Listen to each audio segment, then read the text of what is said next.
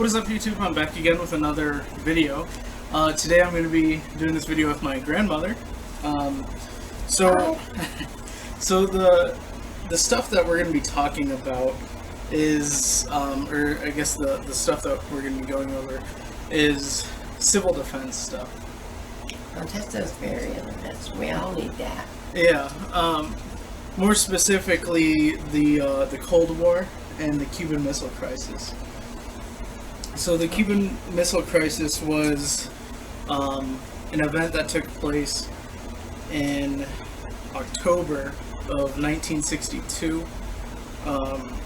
Basically, Cuba was getting the USSR to bring in their nuclear missiles into Cuba, which would effectively strike the U.S. pretty much anywhere in the U.S., as you might have remembered. And instead of a naval blockade, which would be an act of war, Kennedy called it a quarantine. So he was still letting food and stuff go through into the country, but he wasn't letting the USSR carrying those missiles. This was in protest to the U.S.'s, I think there were Jupiter Saturn nuclear missiles in Turkey and Italy. And instead of going to war, which a lot of people thought that we were going to do, Kennedy made a compromise with the USSR and took our nuclear missiles out of Turkey and Italy in exchange that they would take their nuclear missiles out of Cuba. That was a very smart move. Yeah, it was. So do you remember a whole lot from back during then, like the early 60s? In the 62 is when I graduated. Yes, I remember a little, I guess. Yeah. When you get 75, you don't remember too much. So, what do you want to know? I guess, so you had just graduated high school then? So probably like 18 or 17, 18 then? Right. So what was life like knowing what could possibly become nuclear war? If you can remember that. Fear, worry, what would we do? Would they hit us? And what would be left? You know, it's just economy, how's that going to affect? And you know, a lot of fear. Okay. Unknown, you know. But yeah. So then all this would have gone down really early into your senior year of high school then, right? Okay. Because I graduated in June. So yeah. Huh. We talked about it, you know, everybody talked about it. You watched the television, read the news, and, you know, here you're fixing to graduate. What's my future, you know, if it happens, you know. So, just like nowadays, you know, you hear what's going on, and you're concerned and worried. Yeah, I guess sort of every generation sort of has their thing with all this new talk of potential World War III. That would affect me, but not really affect you all that much. But you also had your own concerns. Oh, yeah. So I guess it's kind of a funny generational thing. And we was trained, you know, what to do and all this. And so, yeah. Huh. Well, I have some items from the Cold War era. Specifically, like I mentioned earlier, civil defense items. So we have our civil defense helmets. Now, both of these are original. They're steel. This one's significantly heavier than that one because it's made by a different manufacturer. I actually sanded this one and repainted it, but I do not have a logo on the front. Some would have air wardens or fire protection, auxiliary police. And we had places in town that you could go to, underground shelters, you know, and safe place, I think they call them nowadays. Yeah. So, So none of these have, or either of these don't have original stickers, which is unfortunate, but a lot of those are worn off or painted. This one is missing its sweatband and the chin strap. Well, that one has all the original webbing in there. And as you can see, none of it's dry rotted. Which is amazing. So, basically these would be issued to, like I said earlier, air wardens, auxiliary police. They had decontamination units. And these would be members of the community serving under the civil defense. So, and yeah, pretty much not a whole lot to say about these. They're pretty common. I think I only paid about $20 each for them. That's not bad. No, especially in the condition that one's in. I think on the inside here, yeah, it's stamped U.S. government property, OCD. So some of them will be stamped like this one is, U.S. government property, OCD. That stands for Office of Civil Defense. So we got our helmets, and I know you guys have seen this video before, but the emergency drinking water. Yeah, this was out in the shed. Yeah, and these ones were canned or sealed in January 26, 1952. Ooh. Mm-hmm. Yeah, I remember that year. Yeah. Those years, because we were 8 years old, and we knew what you had to have, what to look for, and look and see if you see any things or anything. So then you guys can see the markings on these, and the dates will be stamped up on the top there. What? Yeah, they're frozen. This one, well, they were completely frozen earlier, but I guess they've thawed out. So I'll just set those here. And then we also have our gas mask. So this is the non-combative M1A2-1-1. And what does that mean? So basically this would only be issued to civilians, or most people serving under the civil defense. Now this particular one is from World War II. These were only made during the 40s. I actually got to see a magazine ad from the 1950s, and they were actually selling these as toys to kids for only $1 each. They must have a surplus. Yeah. So this one says medium adult. On the camera, you guys probably can't see the markings too well. It is very faded and worn, but it has US, the Chemical Corps logo, and that says non-combatant, and then the medium adult. They did make these in child sizes, and but I think the adult one is more common to find. It was made out of the carrier was made out of canvas and just had a shoulder strap that was adjustable. Simple, huh? Yeah. Easy to operate. Yeah, you just pull it open, and here's the gas mask. Yeah, not that heavy, No. so that means a lot. Yeah. Pretty light, easy to store. And all that. And an interesting thing about this gas mask is that there's no air deflector inside the gas mask. So when you breathe in, you see the hole down there? It's just what the air goes through. In some gas masks, they have like a piece of cardboard or plastic that helps keep the flow of the air across the face. Interesting. What those do is prevent it from fogging up.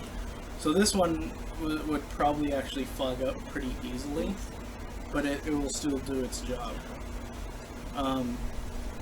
They're sort of made out of like a rubberized fabric. Not hard, No, dry rotted or anything. Its lenses are still soft. and they're not and you can still see through them really well. I'll try and stick that up to the camera. So yeah, they're in pretty great shape. Okay. So where did you find those at? This one came from the gun show. They're very common, and I've always wanted one, but usually when you do find them, they're kind of dry rotted, and a lot of people will be asking a lot of money for them, even though that these aren't particularly worth a whole lot. I got this one for $65, but it also came with like a whole bunch of field gear, Vietnam era stuff. So that sounds like a good deal. Yeah, it was. Especially, I mean, I was mostly interested in the field gear, but I had never owned one of these gas masks before, so I was, still excited for it.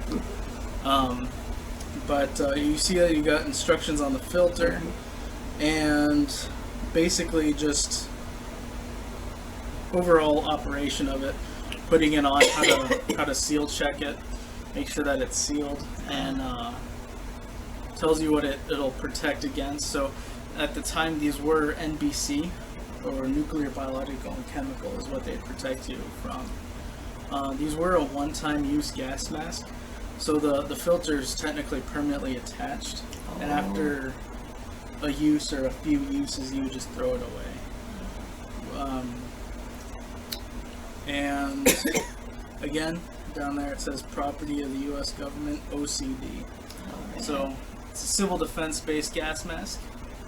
It has an elastic head harness, and there's still a lot of elasticity in these straps, which is pretty amazing for 1940s elastic. Oh, yeah.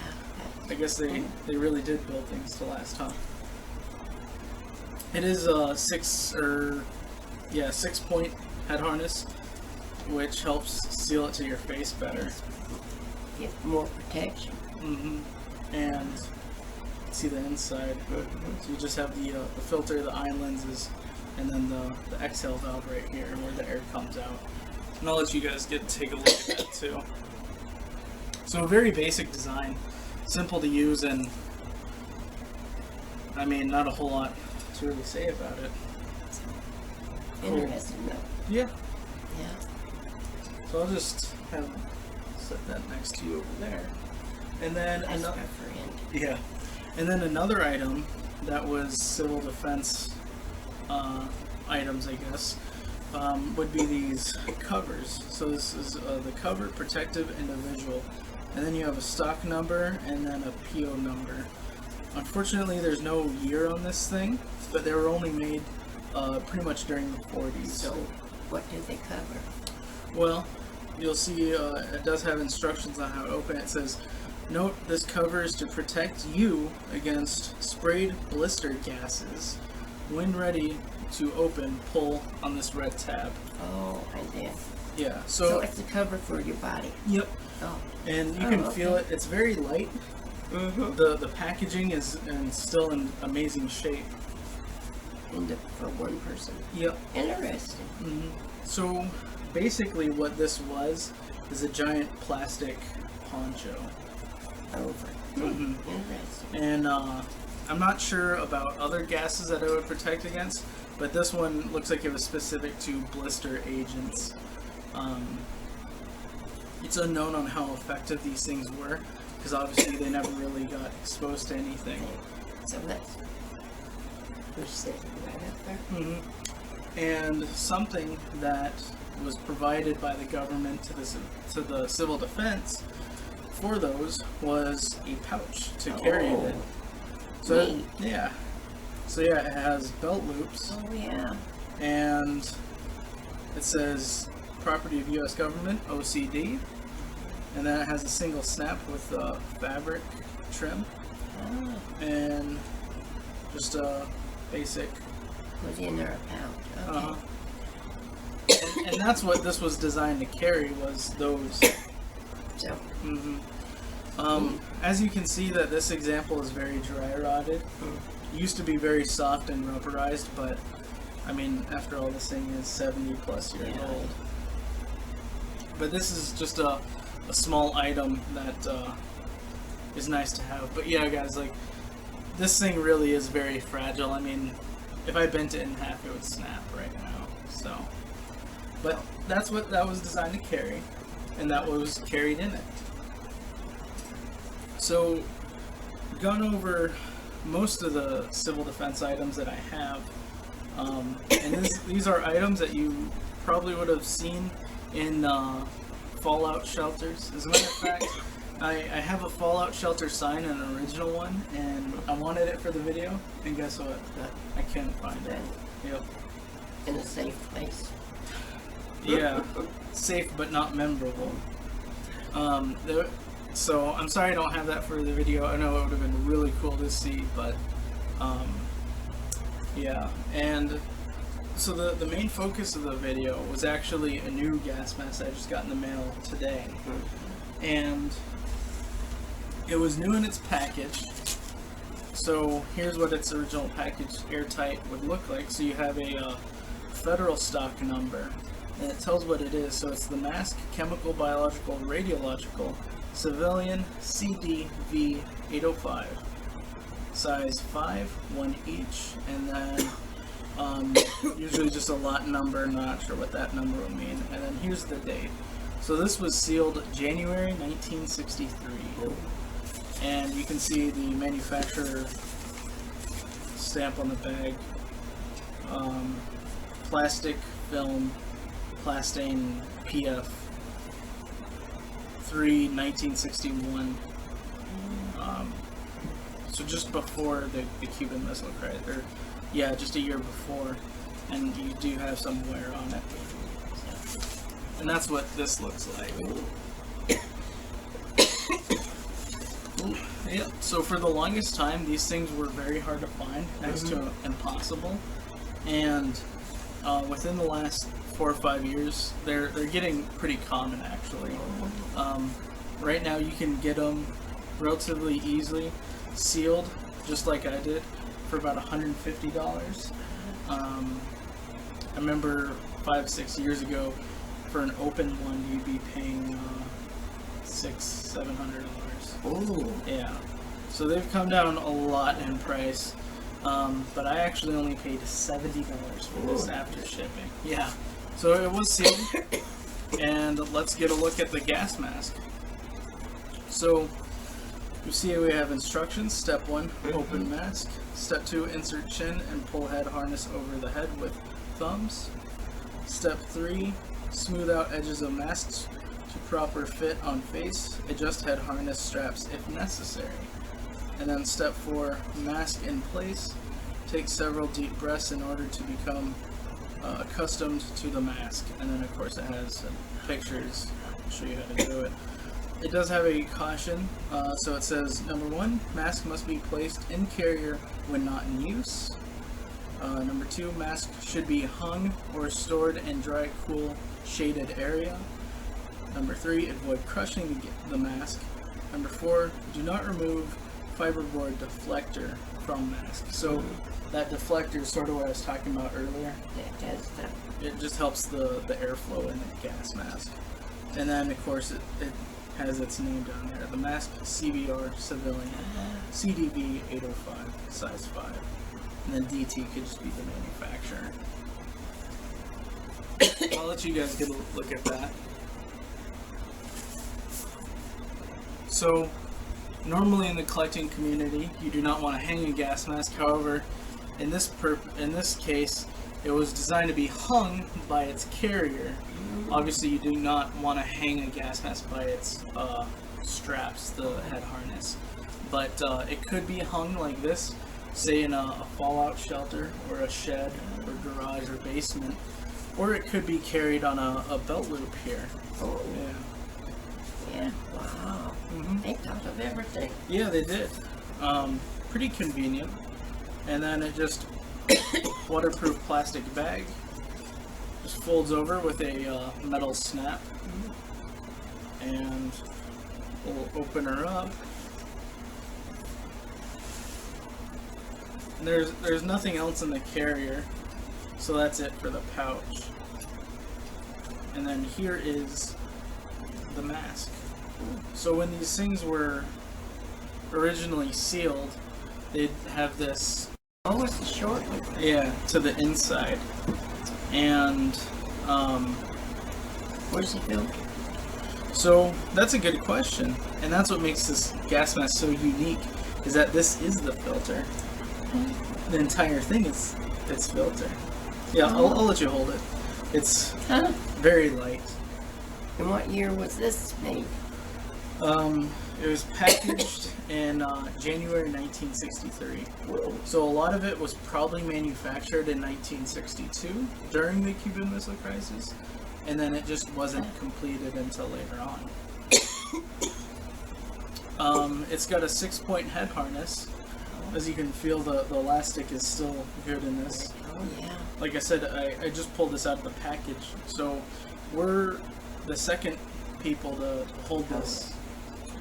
And since it I was like made, this style more. yeah, it's got a weird look to it. Obviously, you got your eye lenses, the filter, and the exhale valve, which is protected with a plastic cover. And I'll let you guys see that too. And its whole filter element. So you cannot replace the filter in this gas mask. This gas mask was designed to be once use and then throw it away. Which is a part of why these are so hard to find. Or at least they were, and then now of course you're finding them sealed just like I did. And opening it up, I'll let you take a look at the inside.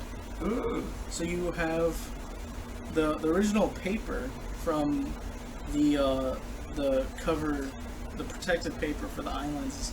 They taped it to the inside, and because it's been there for so many years, I'm not going to risk just damaging it. No. But, yeah, I like this. This is what's sexy. Yeah, I guess so. So you do have a chin cup, and then the cardboard, thicker cardboard air deflector. Huh? Yeah. And then, of course, you can see the exhale valve down at the bottom. Down there. Right there. Yep. Oh, neat. I'll let you guys take a look at that too. Try and get you guys good views of that. So, unfortunately, there isn't a whole lot of information out there about this gas mask. I did see an old civil defense video where they were actually giving these to school kids and having them test it with like banana extract. Oh. Yeah. See if they could smell it through the gas mask. And so they did come in child sizes and adult sizes. On the market, I have only ever seen adult sizes, so I guess the child ones are probably a lot harder to find. Like I said, this one is a size 5. Unfortunately, I really don't know what that means. Usually size 1s are small, so I guess this one would be, I guess, a larger extra large, but it doesn't look very large, which is No, weird. it doesn't. Yeah. Basically made out of like a gray silicone rubber, and just same type of material, I think, that the other lenses are made out of on that gas mask.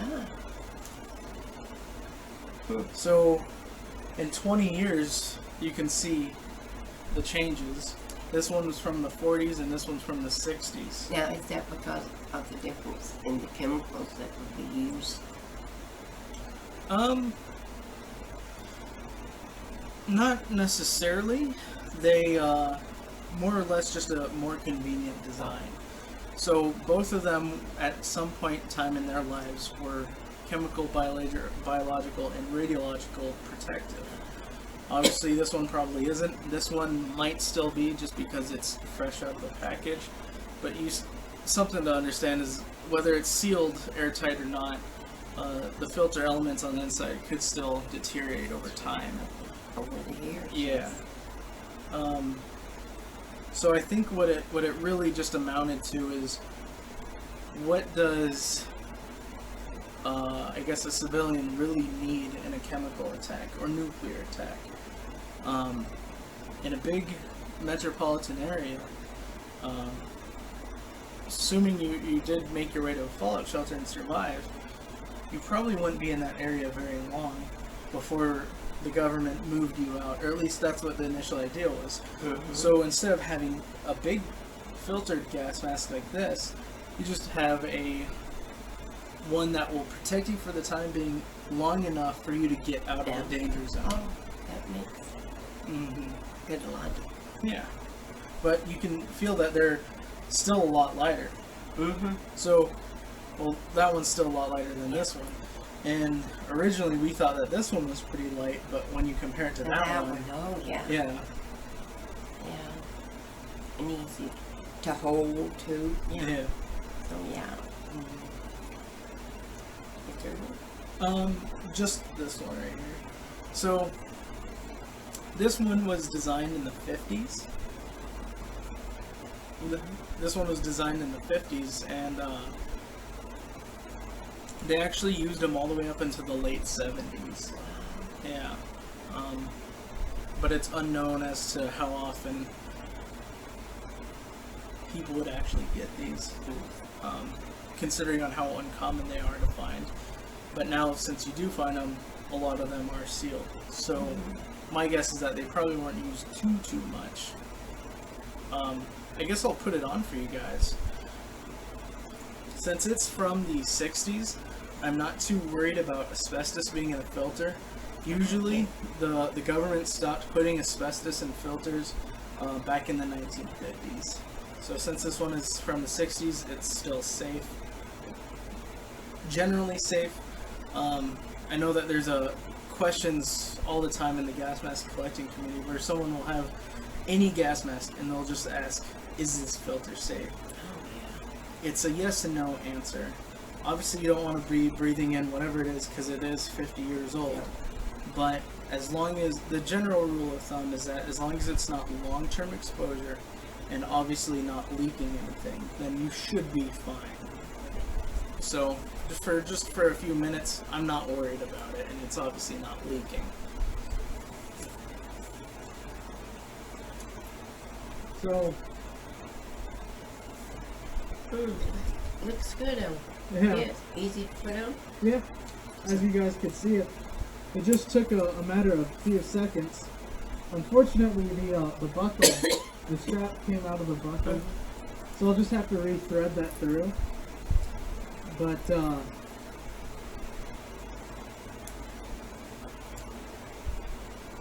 it's very light and very comfortable. It does fog up a little bit, but not too bad. And as you can see, because there's the entire face piece is the filter, breathing is not hard at all. Unlike with that one, it may be difficult to breathe, but not with this one. And I'll model it with a helmet too. Sexy. Well, I don't know about that, but definitely an interesting time in history. And as the civil defense always told kids, duck and cover. With the commercial with the turtle telling kids to duck and cover.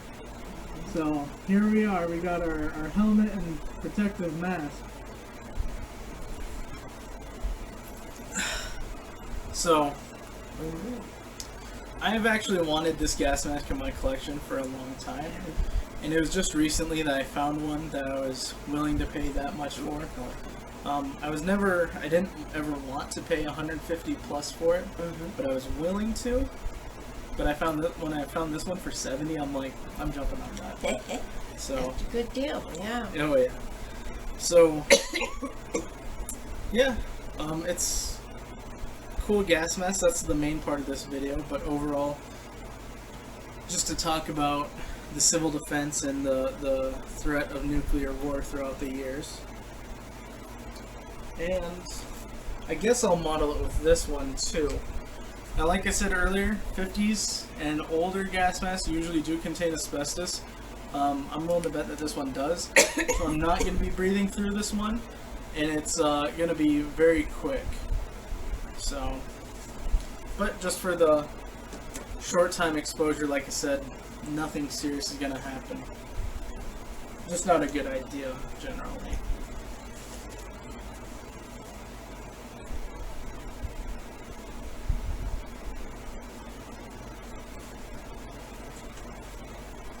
That one seems to be a little harder Yeah, to put on. a little bit. Is it heavier this way? Yeah. So here's the more iconic look for a civil defense personnel. But very cool items. Fortunately, a lot of this civil defense stuff is still pretty easy to get in for pretty cheap. Like I said, the helmets should be about $20 to $40. This thing's gonna be about maybe $20 to $40 tops. These are $5 to $10 each. Original Fallout Shelter signs are about $20 to $30. Those gas covers are about $10 to $15. So not too much. Obviously, the most expensive thing, if you really want to go after it, would be this gas mask.